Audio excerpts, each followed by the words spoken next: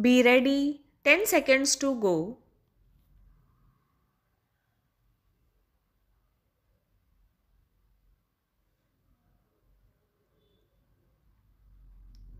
Start.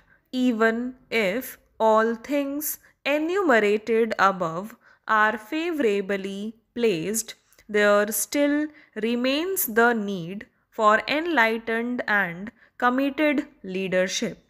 Your own experience in 1963 amply fortified what I want to say now. At the point of time, India was very fortunate to have been led into experimenting with imported seeds and technology by a very brilliant, adventurous, and confidence inspiring team. Mr. C. Subramaniam was then the Union Minister of Agriculture, but he by himself could have achieved precious little if the bureaucracy led by the Secretary Mr. Sivaraman had not supported him to the hilt with his well digested briefs. But both of them still would have perhaps been inadequately of India's most far seeing scientist Dr. M.S. Swaminathan were not there to relate the available research and information with the desirability of taking such an initiative. All the three persons from the south stood true and firm in taking the most unwelcome decision of importing 18,000 tons of Mexican seed in 1966, even if each one of them could have lost his head in the bargain. It was a show of administrative drive and political will at their best.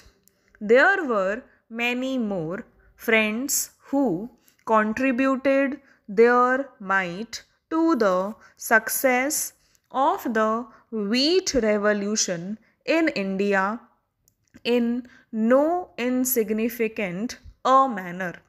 Happily, I can place many of them beaming smiles at me in this august audience. I compliment them on having participated in this high drama at a momentous period in the history of the nation. For it is not so simple to manage to import new technology, particularly in the traditional societies such as India. But it is the illiterate farmer who did the trick with such an ease. Let me here remind my listeners that it is not the scientists but the farmer that finally produces the food. Not that the role of scientists is not important, but the new technologies produced by them have got to be demonstrated to the actual producers, which means the farmers before they are able to translate dreams into realities.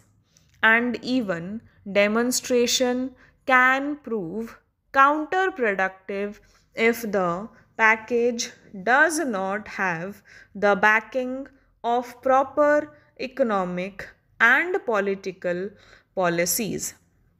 Hence, a good amount of homework has to precede the actual change in agricultural practices. But the results so far have been more than encouraging, and we hope they shall be better. Now I turn to my experience in Africa. Most academicians and intellectuals from the affluent nations were asking, could the Indian or Pakistani or Mexican experience be replicated in the dark continent? Africa is socially and culturally so different, so backward, not yet exposed to modern ideas of mobility and innovation. But it was worth trying. We started with a small transfer of technology in respect of soya and maize 4 years ago. The research in this case had come from 1. India's private companies are incredibly strong, deep, and varied by comparison with all these major rivals, which also helps explain why it tends to rise and fall with global trends. Every time a global tailwind picks up, no matter what the sector, India catches the breeze because it has so many sails up in every sector. Both the Indian stock market and the economy have steadily outperformed other emerging markets over the past 3 decades, and that basic trend should roll on for the foreseeable future. India's economy now seems to move like a vast oil sleek on the global sea, for too broad, far too hard to grasp to be contained or even shaped by any one leader sitting in Delhi. In recent years, the 3Ds of slower demographics, debt, and deglobalization have slowed growth across the world. There is not a single region that is currently growing faster than its average growth rate in the last decade. Every country needs to lower its expectations, and the least developed countries need to lower their definition of fast growth from above 7% to above 5%. The number of countries growing that fast is shrinking rapidly.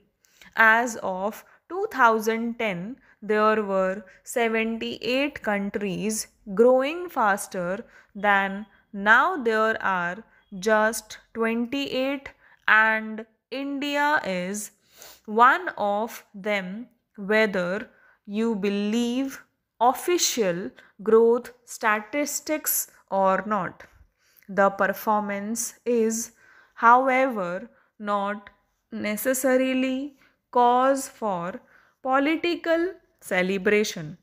The least developed economies tend to grow fastest, and India has reflected this basic development dynamic for decades, particularly since India began opening to global trade and capital flows in the 1980s and 90s.